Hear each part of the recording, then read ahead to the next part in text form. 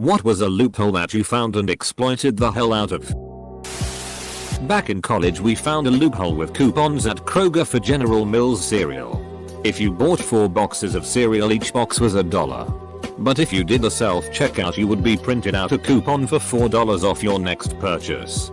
We used the loophole to buy about 300 boxes of cereal. We only spent $12 on all of it. We would have spent less, but we had to go to another Kroger once the manager got wind of us. We kept around 20 boxes for ourselves and donated the rest to the local food bank. They were so excited when we showed up with 3 vehicles full of cereal.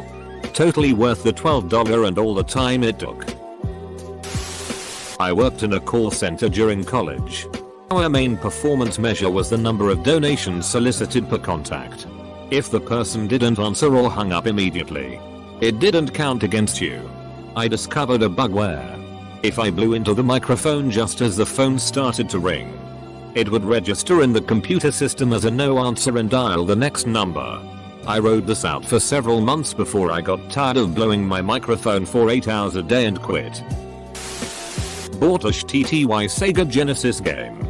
I think it was some flight sim, which was the crappiest game I ever played. So I took it back to Kmart and got told, no refunds for opened games. Replacement for the same one if broken. Annoyed that I couldn't get my money back, I said it was broken and went for the replacement. They handed me a new copy of the game and my original receipt. Left and came back an hour later. Double quote. I want a refund for this game. Here is my receipt and an opened game. Got my money back. Went and bought a different Genesis game. In elementary school we had the accelerated reading (AR) program. You would read a book, take a test on the computer, and be awarded points based on how well you did. At the end of the year you could buy things at the bookstore with the points you accumulated. I had just finished reading Harry Potter and the Prisoner of Azkaban and got a perfect score on the test. The computer was only supposed to allow you to take the test once, but I figured out you could take that specific Harry Potter book unlimited times. I racked up so many points and was never found out. I was once the only person to show up to a Microsoft CRM event. Since I was the only person to attend, I automatically won the door prize of a Xbox 360 with a Kinect. The downside of this loophole was 3 long hours of talking with MS product evangelists who were very disheartened and desperate to make a sale. At my local movie theater, you could get a small drink for $2.50 or a large drink for $3.50. And large gets unlimited refills. Or you could get a Subby tea for $2.50. But they didn't give you the Subby bottle because they wanted to avoid any broken glass incidents. So they poured the Subby into the large cup. Boom. Unlimited large drink refills. I saved several dollars that way. Jesus. The large is huge. How do you finish it, let alone have to refill it? By sharing. Also, the large really is large.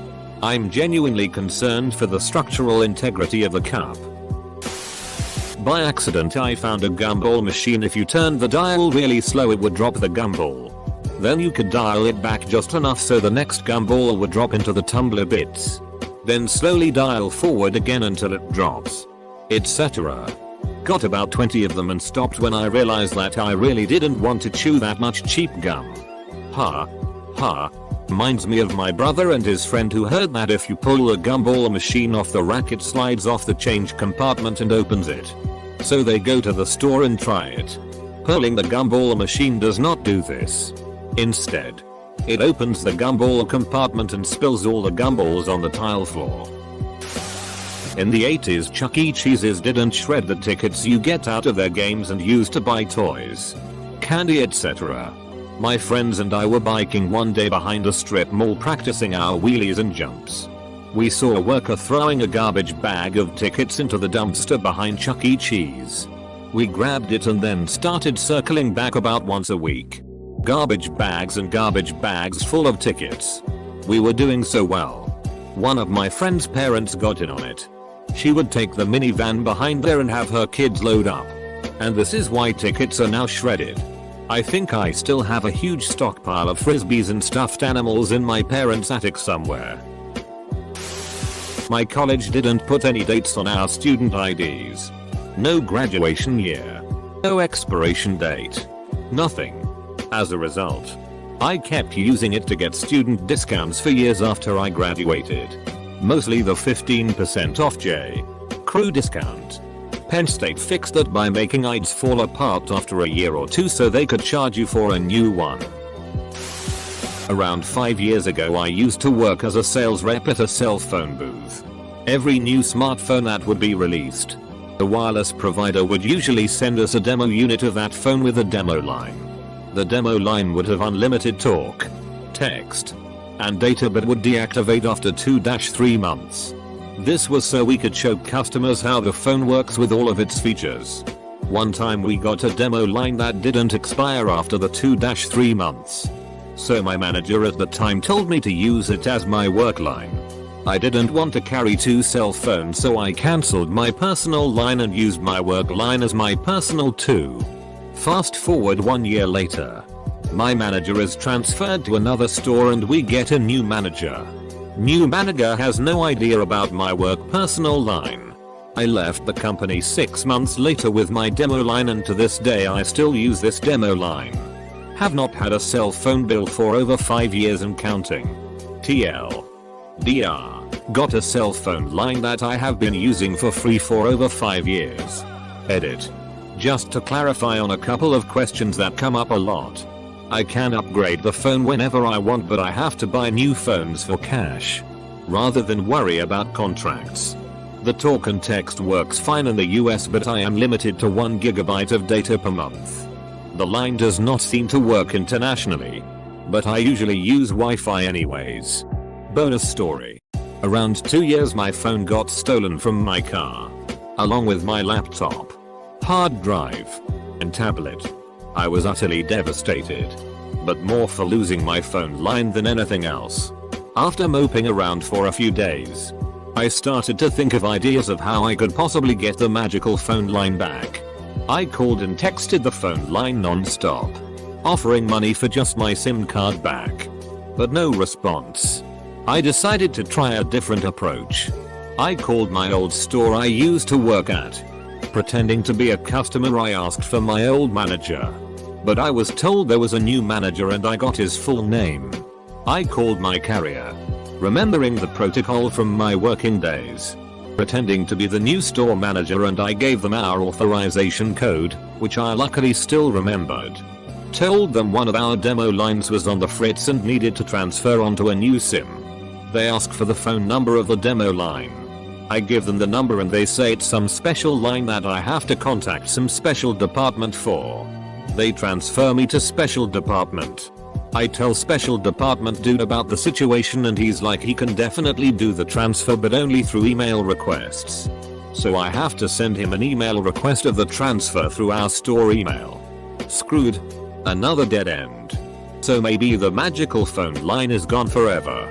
Looks like I have to pay for a phone line like the rest of you peasants. But then I had a magical flashback to 5-6 years ago. When I used to work at the wireless store. My then manager asked me to create a store email for our team to use. For whatever use. I couldn't remember the password of that email but I did remember I just made a regular Gmail account. So I made a new Gmail account for my old store and emailed the special department my phone line transfer request onto a new SIM card. Under the guise of that store's new manager.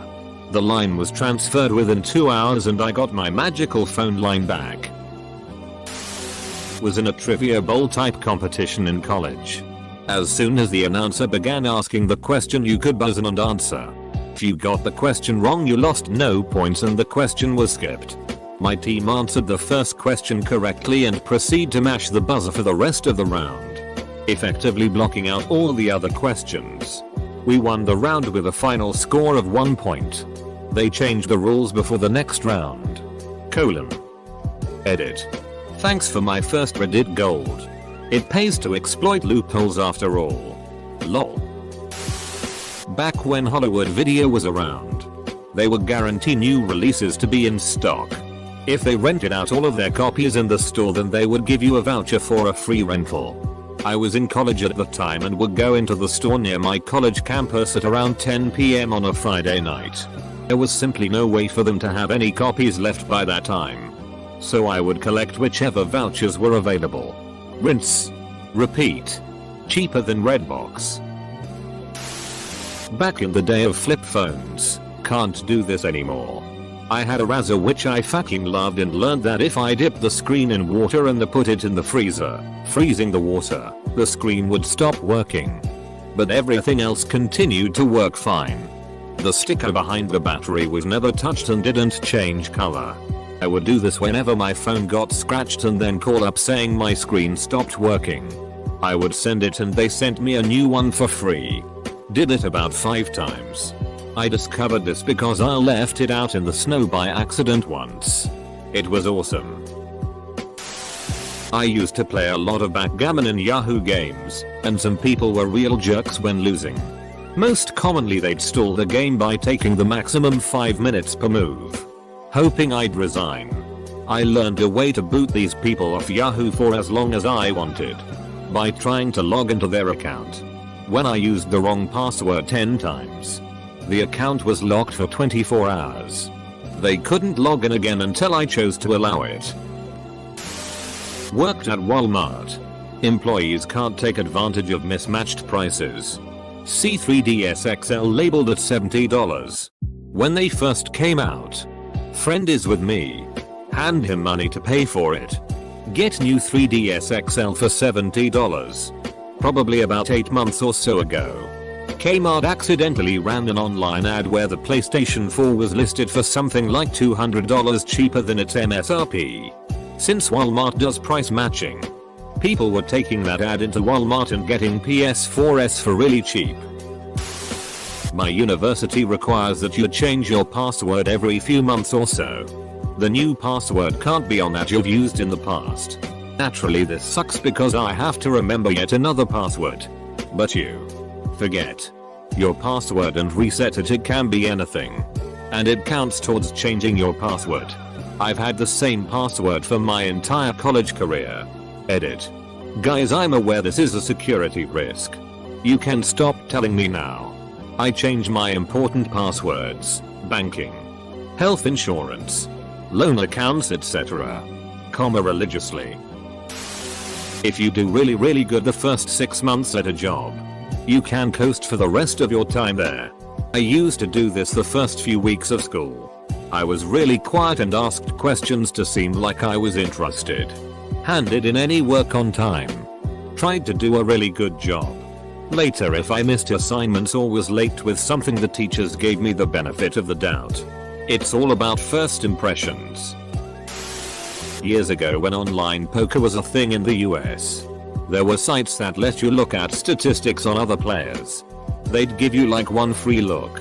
But I realized you could just manually change the player's name in the link and get unlimited free statistics from them. I used it a lot to see if someone was a good player or not before sitting down at tables with $20 plus buy-ins. This is a good one. I suck at poker, so I'd exploit the hell out of it. I was pretty good. But there were players on the sites that made a healthy living, 6 figures or more, off of it. I didn't want to sit down with multiple people at a table whose life revolved around poker. I did enjoy playing them if there was only one of them at a table. It helped end the game sooner and multiple positions paid money. I hate having a great answer too late. I coach a high school team. We recently bought airfare with Spirit Airlines to take 9 students to a competition.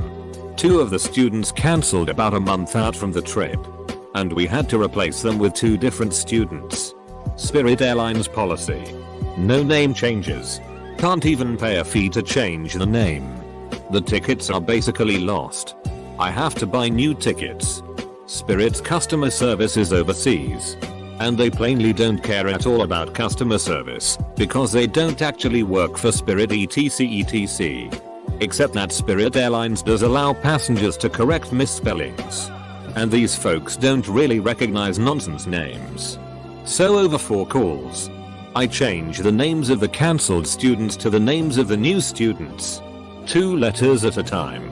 No one at Spirit customer service made a note, because who would care? And no one ever notices that the correct names during the intermediate steps were nonsense. Also, Fact Spirit. A couple of years ago at work, I was browsing DCK Smith's website and noticed they had a sale that reduced the price of all items below $50 by $10. I thought to myself, I wonder if I can try to purchase something for less than $10 and get it for free. Lo and behold, it works. So me and 2 co-workers ended up ordering about 15 miscellaneous items between us. 3 5mm extension cables, torch, phone chargers, stuff like that, before DCK Smith seemingly cottoned on. Not a huge exploit by any means, but we had a good chuckle to ourselves when a few days later there were 15 small individual packages waiting for us at the reception area in our office. Edit. Apparently a bunch of people have not heard of the term cottoned on before. It means to figure out, to understand, or to catch on. The online community that played Diablo 2 created its own form of currency by trading valuable in-game items for rarings called Sodges, Stones of Jordan. For instance, if you wanted that rare plus attack power armor, you would buy it for 12 Sodges. Anyway, I figured out that there was a discrepancy between the worth of an Sodge in game and its actual monetary worth on eBay, same with magic items.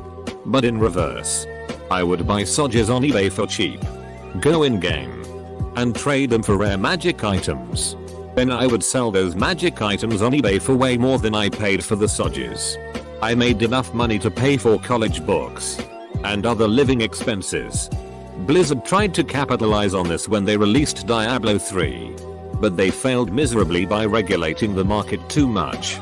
The system worked in D2 because it was only regulated by the supply and demand of the users. They've closed it now, but a couple years ago I discovered you could charge an American Express Serve card with a regular credit card by going to Walgreens. Or maybe it was Rite Aid, I forget. I have a credit card with 5% cash back. Every month I put $10k on the Serve card, that was the limit, and then just paid my CC bill with it. I cleared $150 a month for free. Similar. But for a while the US Treasury was selling some stupid gold dollar coins with free shipping. So you could buy them with credit cards, then take them straight to the bank to deposit and rake in all sorts of free airfare or other credit card bonuses. Wizard hats were really high for some reason. Like 3-4k each. I figured out I could buy them from NPCs for 10 GP. I just ran around buying up all the hats on all the worlds. The final project for my software testing course in grad school was to buy one of those titles from the $5 rack at Best Buy, test it, and do a presentation on our findings. Instead, I exploited a flaw in the Blackboard software the school used for grades, class scheduling, etc. During my presentation, I logged in as the school's administrator and set my grades for both the final project and the class itself to 100%. The professor let my changes stand, so long as I agreed to repeat my presentation for the school's IT staff and someone from the Blackboard development team. Remember 1-800-SKYPAGE? No? There was this glitch where, if you dialed that number on a payphone, then redialed a long distance number, it would connect the call for free with no time limit. I don't remember why. Because this was in the late 90s and I'm old now. Also, we once lived for 2 solid weeks on free Taco Bell by photocopying the 2 free items coupon they send you if you call 1-800-TACO Bell and complained. My bowels still haven't forgiven me. Back in the 80s, raffle for a car had write your own entries. Printed off thousands of pages of entries on my printer. One car. Unfortunately I was too young to drive. My sister totaled it before I got my license. Easy come. Not truly a loophole. But I got a flyer in the mail one day from a pizza joint advertising $5 large pizzas on certain days of the week with a code that was valid for another month. I'm still using the code to this day. 3 years later. It's only worked at the local branch so far. But I've been riding that gravy train as hard as possible. Around Halloween, Peeps website had a code to get 20% off at checkout for any order. It ended up working on all items, including gift cards. So I first bought a $3 gift card. Then I used that gift card to buy a $4 gift card, etc. Until I got to an $80 gift card. I then bought $80 worth of Peeps with $3. I told one of my friends and he did the same thing but got his gift card up to $1. 600. Back when you could win a free Coke under the bottle cap, I spotted a pattern where the caps that I won had a logo on the top that looked faded, whereas the losers all looked pristine. For 2 weeks, every day after school I'd stop at the UDF and exchange yesterday's cap for a new Coke. A few years ago, there was a promotional sample of cat food.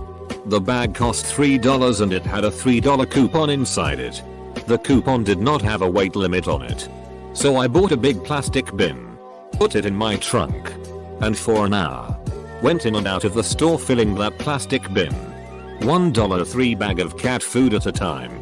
Cashing in the $3 coupon the previous bag gave me. I'm pretty sure I only saved like $20, but as the saying goes, 20 bucks is one less BJ I have to give for 20 bucks. This past semester, I needed to take a biology class with a lab to graduate. I was told that it was one of the easiest classes at my school to take. But as a lit type, I didn't agree much. It was so much information all at once, and I found it really boring. So I didn't do so well on the tests or assignments. I got C's and D's, even on the final, which I stayed up all night to study for. We also had a class blog. There were about 120 of us, and we each had to write 3 posts per semester on anything biology related. I didn't do well in the lab section either. I failed the multiple choice test and the practical, and I assumed I was fact. However, the professor said that if we made comments on our peers' blog posts and turned in worksheets to show what edits we made, when, and on what topic, we could get 5 extra points per edit. Most kids did 2 or 3. I did 97. Got an A for the semester.